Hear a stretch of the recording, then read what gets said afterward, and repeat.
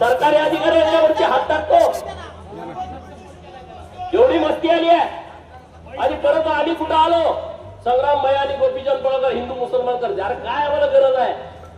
आम्हाला असला उद्योग करायची गरज नाही. आज हा पुरावा आहे समोर. एक अधिकारी ज्यांच्यावरती अटॅक झालाय त्यांनी अट्रॉसिटी आणि 353चा गुन्हा आहे, 307चा गुन्हा आहे, त्याला अजून जामीन नाही, त्याला अटकच नाही. आणि म्हणून आमच्या मोर्चाची पहिली मागणी आहे, या अजहर शेखला अटक केली पाहिजे.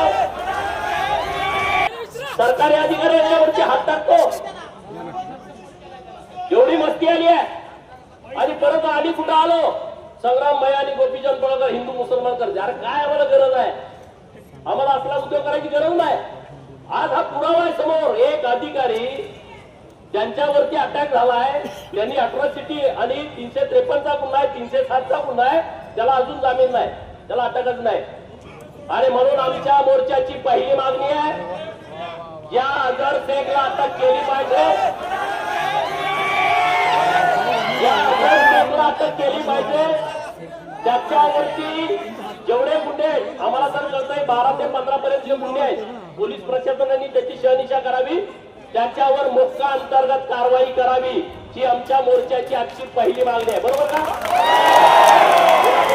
मोक्का अंतर्गत कारवाई व्हावी,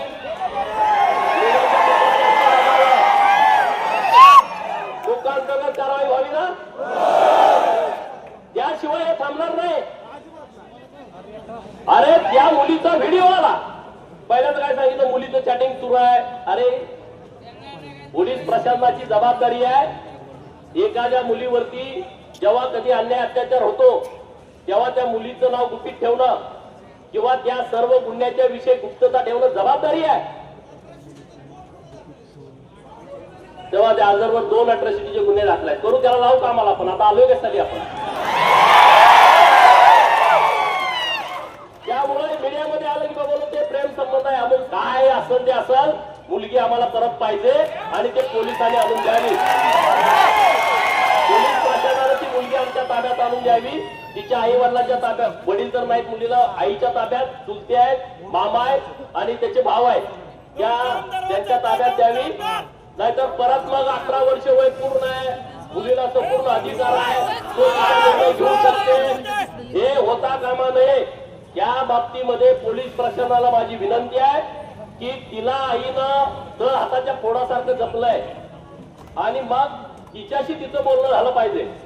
घरातल्या नातेवाईकांशी, तिची आजी आहे, तिची आत्ती आहे, मावशी आहे, त्यांच्याशी बोलणं झालं पाहिजे आणि ती कसल्याही परिस्थितीत त्यांच्या ताब्यात दिली पाहिजे. अरे ह्याच्यावर काय आहे? चोऱ्या करतोय हा पोरगा, जो पोरगा घेऊन गेलाय तो चोरटा 1 नंबरचा.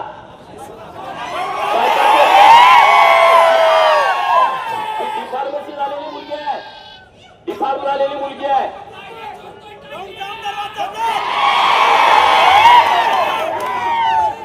MPSC ची परीक्षा पास झालेल्या मुलाबरोबर लग्न ठरलं होतं त्याचं. ते कसं काय घडतंय? 22 तारखेला लग्न आहे, आज कालच पोरगी ते पळवून घेऊन जात आहेत. हे एक प्रकरण या भागात झालं नाही. आता महाराजांनी सांगितलं तसे अनेक प्रकरण. अरे छत्रपती शिवाजी महाराजांच्या आजोबांची समाधी आहे इंदापूरला, त्याला सुद्धा येणं टाकलाय. व कोर्टाकडे ती जमीन आहे. अरे काय तुम्ही शोभा काढताय काय?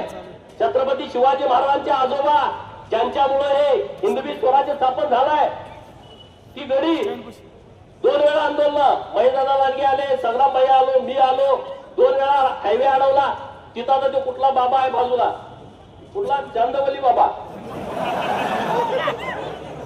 त्याला वाट म्हणे मतच पाहिजे. अरे तिकडे त्याचं तिकडे तोंड करायला पलीकडं, चांदवाली बाबाला वेगळं, बीबीला वेगळं, 2 मला कुठलं काय काढलंय तुम्ही? मूळ पुरुष या घराण्याचा,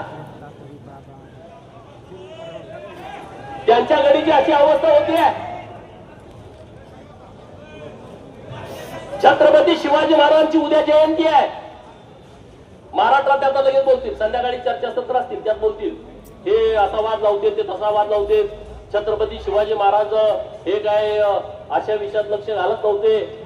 छत्रपती शिवाजी महाराजांची लढाई ही धर्माचीच लढाई होती.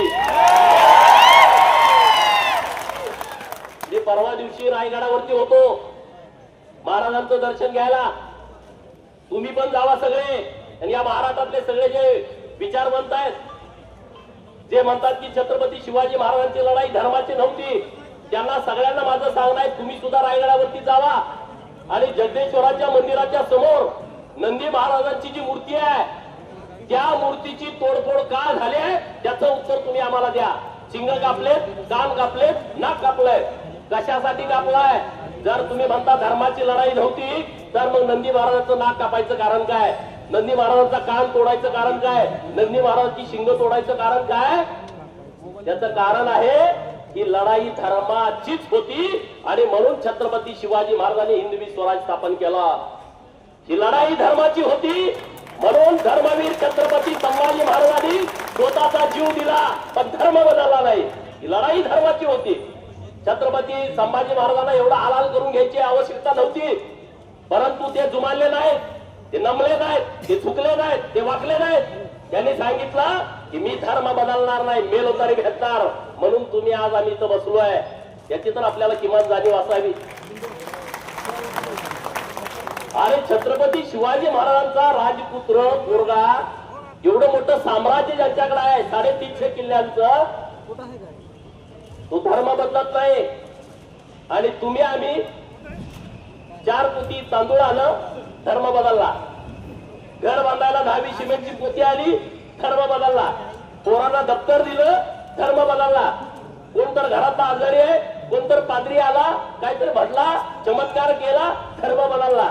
काय अवलाद आपली? काय आपण करतोय? कशासाठी करतोय आपण? सगळीकडे चालू आहे, सगळ्या गावात चालू आहे गुपचूप. मागा मी जरा भूमिका घेतली, माझ्या विरोधात मोर्चे, माझ्या विरोधात काढा. काय फरक पडतोय? आम्हाला धर्मासाठी लढायचं आहे, धर्मासाठी आम्हाला काम करायचं आहे आणि धर्मातल्या मुलींची आबरू आम्हाला वाचवायची आहे. त्यासाठी वाटेल ती किंमत मोजायला आम्ही तयार आहे, वाटेल ती किंमत मोजायला आम्ही तयार आहे. यवतला काय घडलं?